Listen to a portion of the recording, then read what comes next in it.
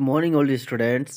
This is Harish Gangba, and I welcome you all on my YouTube channel Excellence English Classes, जहाँ पर आपको मिलती हैं better videos, सभी एक्सप्लेनेशंस, चाहे वो टेम्पेस्ट हो, मर्चेंट ऑफ वेनिस हो या फिर स्टोरी या पोएम हो।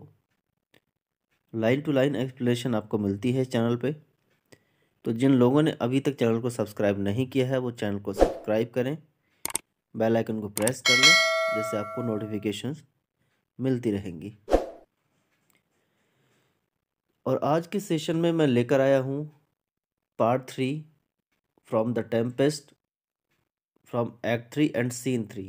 एक्ट 3 और सीन 3 में हम अब तक 2 पार्ट्स एक्सप्लेन कर चुके हैं, and now we'll move forward to the third part. So in the second part you have seen that Alonso, Antonio, Sebastian and Gonzalo सभी ने पार्टी को देखा, जो बैंक्वेट हुआ था, जो स्पिरिट्स डांस कर रही थी, और वो इनवाइट करके उनको चली जाती हैं।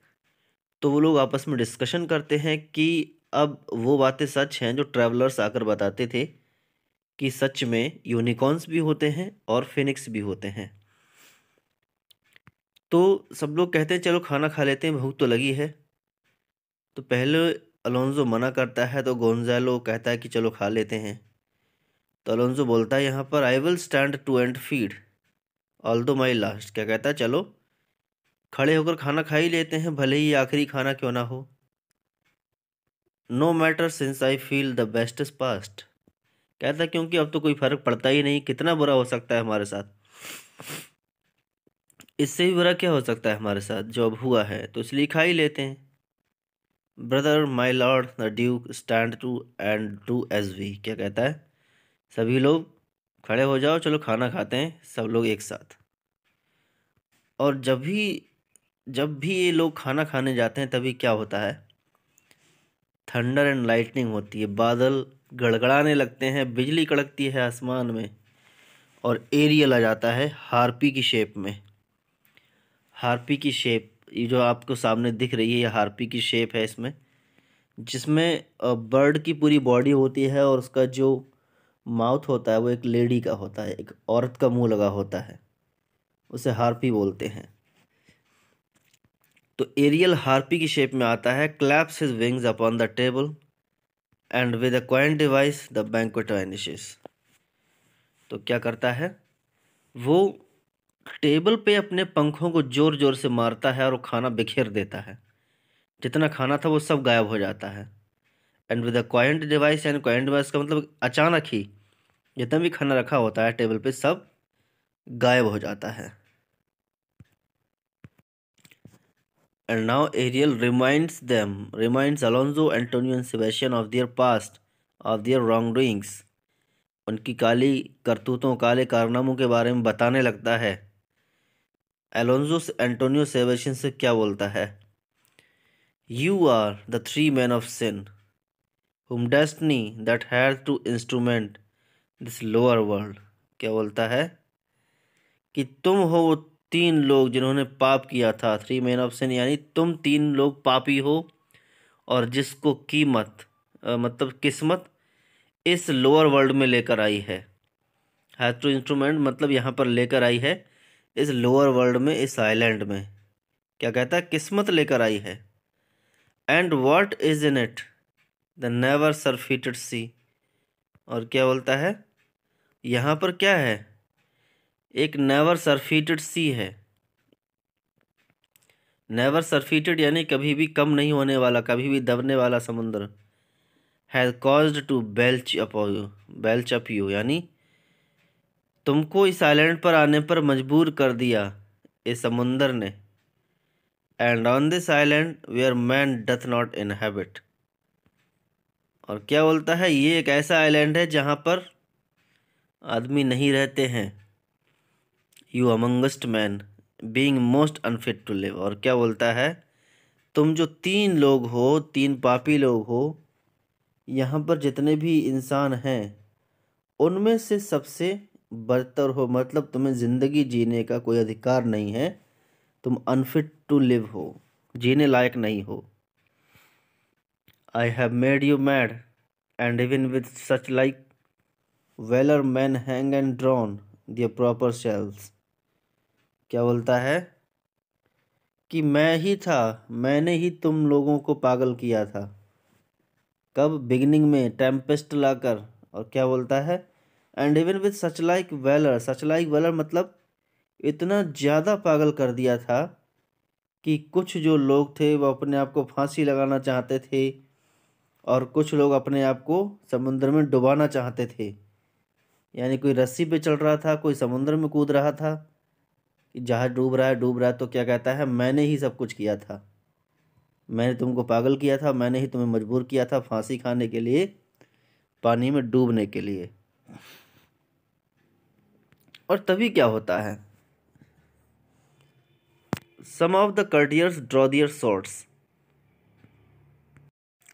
कुछ कर्टियर्स मतलब जो उनके साथ में होते हैं अलोंजो एंटोनियो के, वो अपनी तलवार निकाल लेते हैं, वो उसको काटना चाहते हैं। किसको? हार्पी को, जो एरियल था बर्ड की शेप में। तो वो क्या बोलता है, उनका मजाक उड़ाता है। क्या कहता है, तुम मुझसे सामना करोगे, मेरे ऊपर तलवार चलाओगे, कभी हवा को किसी ने काटा है? तो क्या कहता है, you fools, I and my fellows are ministers of fate. क्या बोलता है, अरे तुम मूर्ख लोग हो, मैं और मेरे साथी जो हैं मिनिस्टर्स ऑफ फेट हैं, किस्मत बदलने वाले लोग हैं। सिंपल टर्म में बोलना ये चाहता है कि हम तो स्पिरिट्स हैं। द एलिमेंट्स ऑफ हुम योर सोर्ड्स। और क्या कहता है, जिनके एलिमेंट को, जिनकी बॉडी को तुम्हारी जो सोर्ड्स हैं, तलवारें कुछ नहीं कर सकती। टेम्पर्ड में एज वेल, यहाँ पर टेम्पर्ड में एज वेल का यूज़ क्या करता है वो, कहता है कि तब तो तलवारें चलाना बिल्कुल ऐसे होगा मानो वुंड द लाउड विंड्स और with bemocked at stabs kill the still closing waters as diminish. क्या बोलता है, जैसे कोई हवा को जख्मी कर दे। अब बताओ, हवा को कोई जख्मी कर पाएगा? विद बिमोक्ड एट स्टेप्स, या फिर मजाक उड़ेगा तुम्हारा। एट स्टेप्स मतलब जब भी तुम स्टैब करोगे, खंजर मारते हैं, तलवार मारते हैं, किसी को तो स्टैब करना बोलते हैं। तो क्या कहता है, तुम स्टैब करोगे, किल द स्टिल क्लोजिंग वाटर्स, पानी को काटना। और क्या तुम पानी को काट सकते हो? पानी को काटने की कोशिश करोगे तो पानी तुम्हारा खुद मजाक बनाएगा।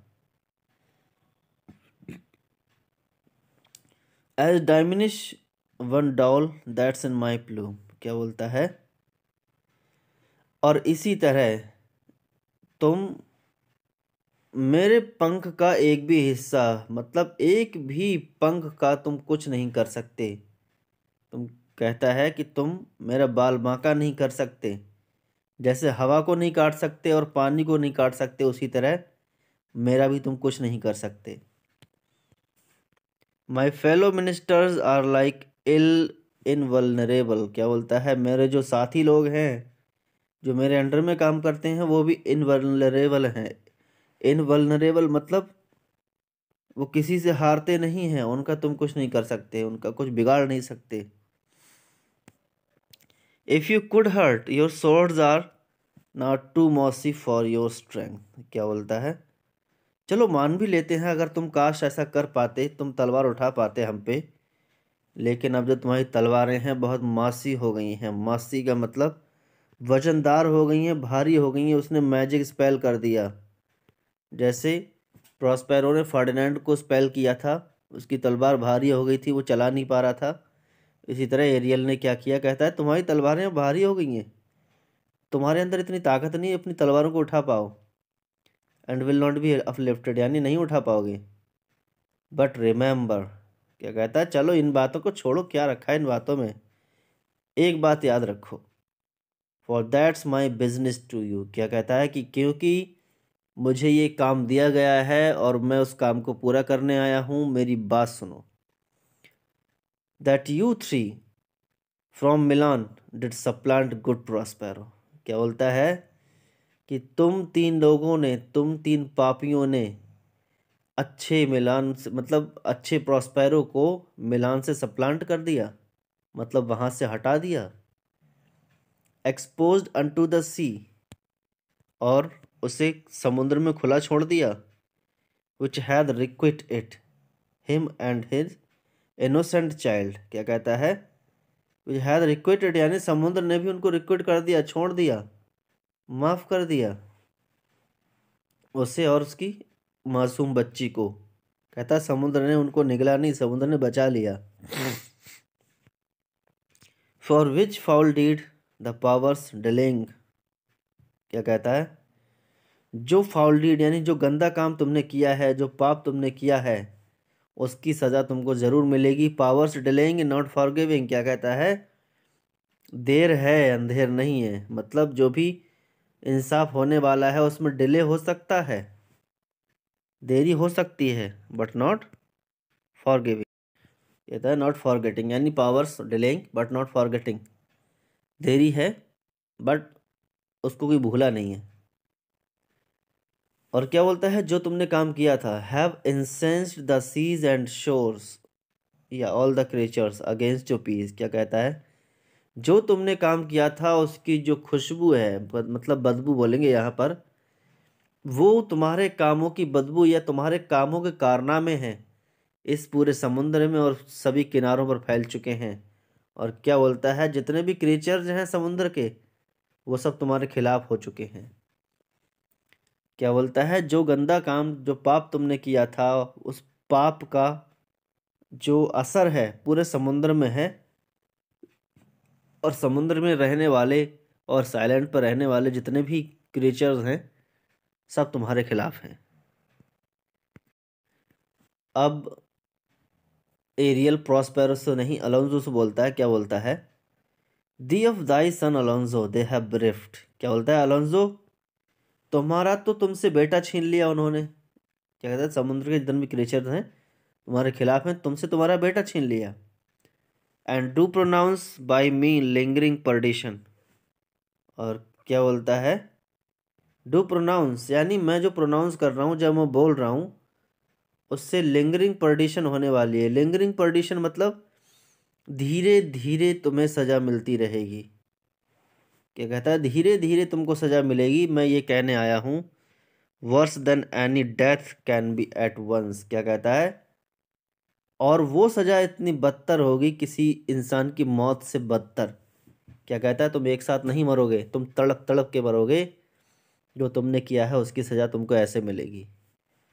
और क्या बोलेगा आगे, shall step by step attend you and your ways. और क्या बोलता है, जो सजा है वो स्टेप बाय स्टेप तुम अटेंड करोगे, यानी वो सजा तुम्हें धीरे धीरे मिलती रहेगी, और तुम्हारे तरीकों, मतलब तुम्हारे जो काम है उनको सजा मिलती रहेगी। whose wraths to guard you from, which share in this most desolate isle।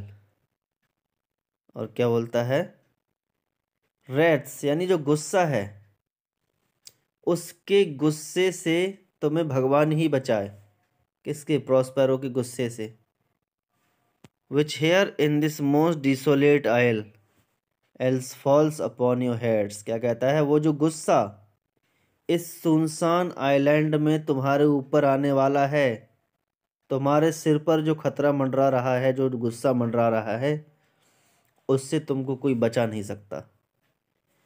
Is nothing but heart sorrow. और क्या बोलता है, ये सब कुछ क्या है, ये एक इंसान के दिल का गम है जो तुम्हारे ऊपर टूट पड़ा है, वो उसका दुख है, प्रॉस्पेरो का दुख है जो तुमने उसे दिया था कई साल पहले, और आज वही दुख तुम्हारे सामने आकर खड़ा हो गया है और तुम्हें सजा मिलेगी।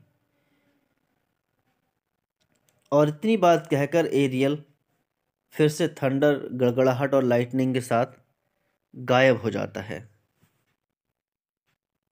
और आज की एक्सप्लेनेशन यहीं तक, कल हम फिर से कंटिन्यू करेंगे कि आगे क्या होता है। वो सभी लोग एकदम बिवाइल्डर्ड हो जाते हैं, हैरान हो जाते हैं और डर जाते हैं कि ये क्या हुआ, इसने तो प्रॉस्पेरो का नाम लिया, प्रॉस्पेरो का नाम लिया है तो प्रॉस्पेरो अब हमको छोड़ने वाला है नहीं, तो आगे बहुत क्रिटिकल होने वाला है।